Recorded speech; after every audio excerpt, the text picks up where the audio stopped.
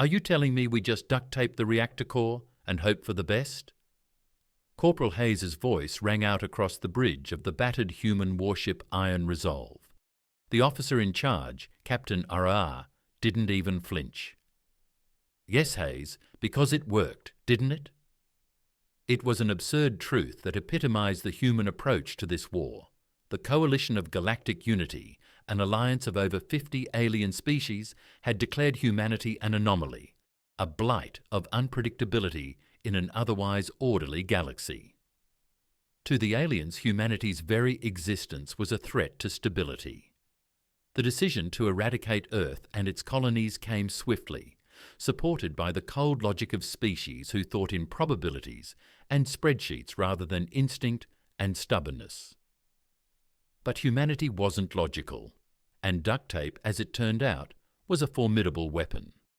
It began 5 years earlier when the alien coalition launched their opening salvo, an armada of sleek, energy-efficient warships designed by races who measured their lives in millennia.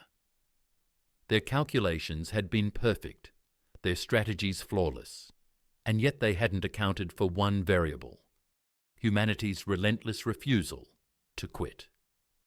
"Incoming fire, port side!" shouted Lieutenant Griggs, interrupting Hayes's complaints. Roar barked a quick order. "Rotate shields and roll. Counter-battery fire. Focus on their forward cannons." The Iron Resolve lurched as another plasma barrage glanced off its hull. Sparks flew, but the ship held together, a testament to human engineering philosophy. Build it rugged, fix it fast, keep it fighting. While alien vessels relied on advanced automation and self-repair systems, humans used simpler, replaceable parts. What couldn't be fixed properly was patched up, often with materials that had no business being in a starship. Yet somehow, it always worked. "Griggs, report," ROR demanded. "Shields at 30%. "Plasma reserves low, but we took out 2 of their cannons," Griggs replied, his voice steady despite the chaos around him. "Good. Let them know we're still here." Roar turned to Hayes. "Get the repair crew ready. I want that core stabilized. We're going to need full power for the jump." Hayes muttered something under his breath, but ran off to gather his team. Every man on the Iron Resolve knew what was at stake. This wasn't just a fight for survival. It was humanity's stubborn refusal to let an alien bureaucracy decide their fate. The coalition had been confident in their superiority. Their fleets dwarfed humanity's. Their technology was generations ahead. What they hadn't anticipated was humanity's insane capacity to adapt. When the coalition blockaded Earth's solar system, humanity tunneled into the crust of Mars to keep their colonies alive. When alien warships annihilated human supply chains, humans learned to scavenge and repurpose alien tech faster than their enemies could destroy it. And when the coalition's leaders sneered at humanity's inefficient and backward weaponry, humans found ways to make those inefficiencies an advantage. "Roar," Griggs said quietly, breaking the captain's thoughts. "You know they're not going to stop. Not until we're gone." Roar grunted. "They can try. Let's make them regret it." He pointed at the tactical display, where an alien destroyer loomed ahead of them. "Bring us about. I want to hit them hard before we jump." The destroyer was a masterpiece of coalition design, its surface bristling with energy weapons and defensive turrets. It should have been an easy fight for the aliens, but when the Iron Resolve charged forward, belching fire from jury-rigged cannons and leaking coolant from half its systems, the destroyer faltered. Its alien crew, members of the hyperlogical Kroll species, hesitated, their programming unable to comprehend why a clearly inferior ship would attack so recklessly. That hesitation cost them. "Firing all batteries," Griggs shouted. The Iron Resolve spat a hail of projectiles at the destroyer, smashing through its forward shields and punching holes in its hull. Alien energy beams lashed out in retaliation, scoring deep gouges in the human ship's armor. But the Iron Resolve kept coming. Like every human ship in the fleet, It was built to take a beating. The destroyer exploded in a silent burst of light. Roar allowed himself a grim smile. That's one less ship in our way. Griggs, prep the jump. Hayes, start us on the core. Core's stable enough, Hayes shouted back over the intercom. Just don't ask how long it'll last. Good enough for me, Roar muttered. He didn't need perfection, he needed results. And that was the core of humanity's strategy in this war. While the coalition operated on precision and certainty, humans thrived in chaos. It wasn't pretty, but it worked. As the Iron Resolve made its jump to the rendezvous point, Roar allowed himself a moment of reflection. The coalition thought humanity was weak because their strategies were messy, their ships unreliable, their victories hard-fought. But it was that very messiness that gave humanity its edge. Where other species saw defeat, humans saw opportunity. Where others retreated, humans improvised. And where others gave up, humans dug in their heels and fought harder.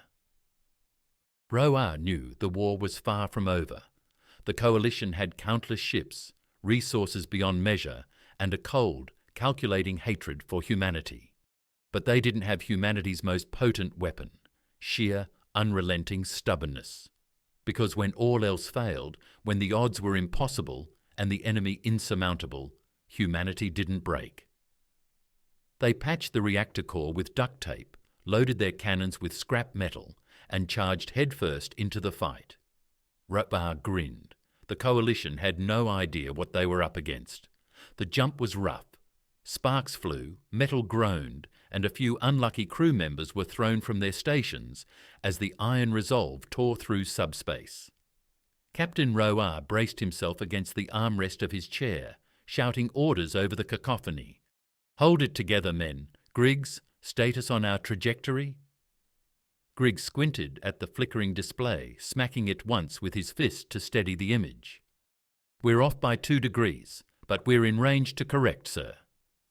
"Do it," Roar ordered, his knuckles white as he gripped the chair. He could feel the strain in the ship, every creak and shudder a reminder of how much they'd pushed it past its limits. Yet, like its crew, the Iron Resolve refused to quit. The view outside stabilized, and the swirling chaos of subspace gave way to the cold, infinite black of normal space. Ahead of them loomed the rendezvous point, a hastily assembled staging ground for what remained of humanity's battered fleet. Dozens of ships, each scarred by battle and patched together with whatever scraps they could find, floated in a loose formation around a hollowed-out asteroid that served as their command hub. Hayes's voice crackled over the intercom. "She's still holding, Captain, but I wouldn't push it much further. She's running on borrowed time." Roar smirked. "Borrowed time is the only kind we've got." Corporal Griggs turned his face grim. "Captain, incoming transmission from Admiral Kana." Roar nodded. "Patch him through." The central display flickered and Admiral Kana's stern face appeared. His uniform was crisp, but his expression carried the weariness of a man who'd spent too many sleepless nights holding a fragile line against an overwhelming enemy. "Roar, good to see you made it. Report." "We took down a coalition destroyer on the way here," ROR said. "The ship's held together, but just barely. Supplies are low, and we're running out of time to keep limping along like this." Kana nodded. "You've done well, as always, but the situation's worse than you think. We intercepted a coalition transmission. Looks like they're massing for a final push. If we don't hit them first, they'll wipe us out." "Then we'll hit them first," ROR said without hesitation. "What's the target?" Kana's face tightened. "A supply hub on the edge of coalition space. Taking it out won't win the war, but it'll buy us time and cripple their ability to resupply for months. I won't sugarcoat it. This mission is a long shot. Half our fleet won't make it back, and the other half might not either." "Understood, sir," ROR said. "When do we move?" "Tomorrow at 0600, Kana replied. "I've already sent the coordinates to your ship. Make whatever repairs you can and prep your crew. We're counting on you, ROR. The transmission ended, and for a moment the bridge was silent. Then Hayes's voice broke through the stillness. Did I hear that right? We're going on the offensive with half a fleet and duct tape holding us together? Griggs chuckled darkly. Sounds like a Tuesday to me. Get to work, ROR barked, his tone brooking no argument. We're not here to debate the odds. We're here to win. The hours before the mission were a frenzy of activity in the bowels of the Iron Resolve. Hayes and his team worked like madmen, patching up systems, routing power, and scavenging parts from less critical sections of the ship. It wasn't elegant, but it was effective. A testament to humanity's knack for making do with what they had. In the barracks, the men shared nervous laughter and stories to distract themselves from the impending fight. They knew what they were up against. The coalition didn't just have numbers, they had precision. Every move they made was calculated to the last decimal, their strategies honed by centuries of simulation and analysis. Against that, humanity had only one advantage: unpredictability. ROR spent the evening reviewing the mission plan with his officers. The supply hub was heavily defended, its perimeter bristling with automated turrets and coalition warships. The fleet would split into 3 groups, with the Iron Resolve leading the central assault.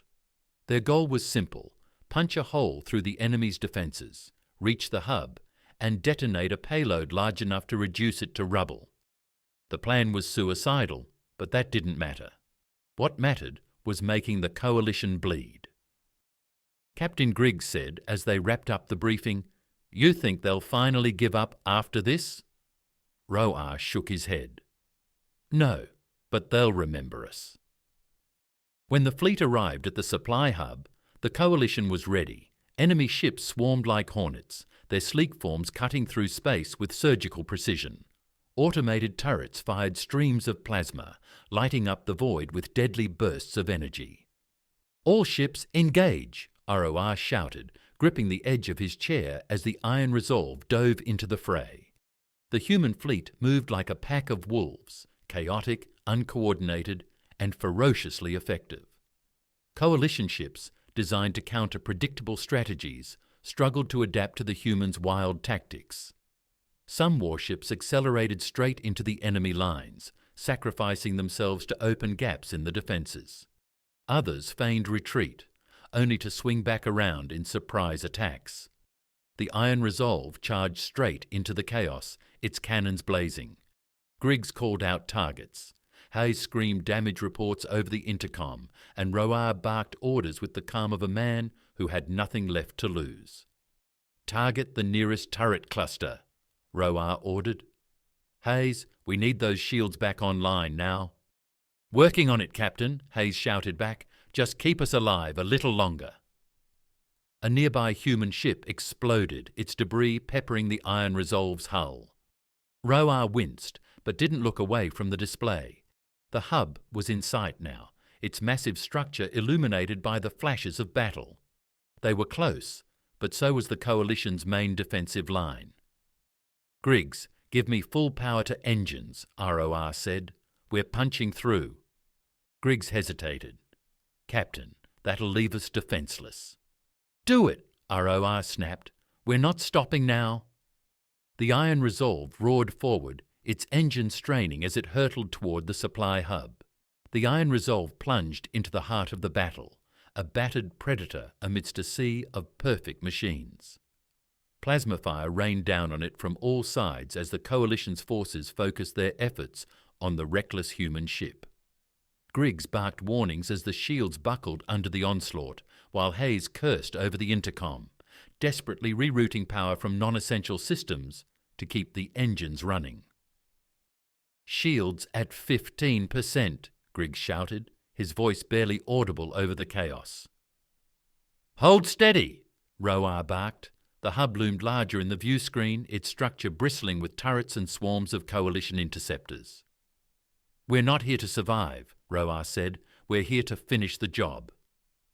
Ahead of them, 2 human ships broke formation and surged toward the enemy line. Their crews knew the stakes, and they didn't hesitate. Plasma batteries erupted from the coalition ships, turning one of the human vessels into a ball of fire and debris. The second slammed directly into an enemy cruiser, the explosion carving a hole wide enough for the iron resolve to barrel through. "Griggs, target that opening." "Hayes, divert everything to forward thrust. I want us through that gap before they can seal it." The iron resolve surged ahead, its battered hull groaning under the strain. Roar could see the hub now in stark detail, a sprawling labyrinth of supply depots and energy conduits. This was the beating heart of the Coalition's war effort. If they could destroy it, they could cripple the enemy's ability to wage war for months.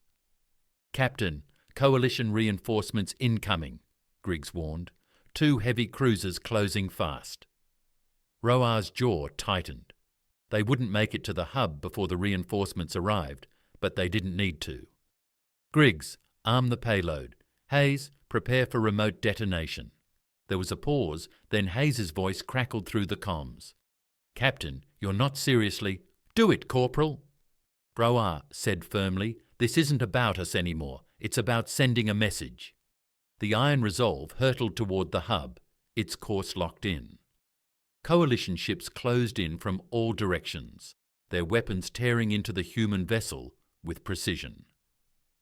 The ship shuddered violently as a direct hit took out one of the engines, but ROR didn't flinch. "Payload good, armed," Captain Griggs said, his voice steady despite the chaos. "Good. All hands, abandon ship.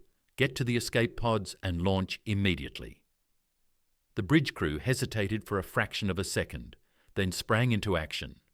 Griggs and the others rushed toward the exits, but Roar stayed seated, his eyes fixed on the view screen. "Captain, that means you too," Griggs shouted from the doorway. "Not this time, Lieutenant," Roar said, a faint smile on his lips. "Someone's got to make sure this thing hits its mark. Go, that's an order." Griggs hesitated, then saluted sharply before disappearing down the corridor. Moments later, the Iron Resolve's escape pods launched, streaking away from the doomed ship like fireflies scattering into the void. Roar sat alone on the bridge, the sound of alarms and groaning metal all around him. He watched as the hub filled the view screen, its defences firing desperately at the incoming ship. It wouldn't be enough. Humans had always been underestimated, and that was the Coalition's fatal mistake. With a calmness that surprised even himself, Roar reached for the detonator. The ship was moments from impact. He allowed himself one last thought, a quiet pride in humanity's sheer stubborn refusal to go quietly.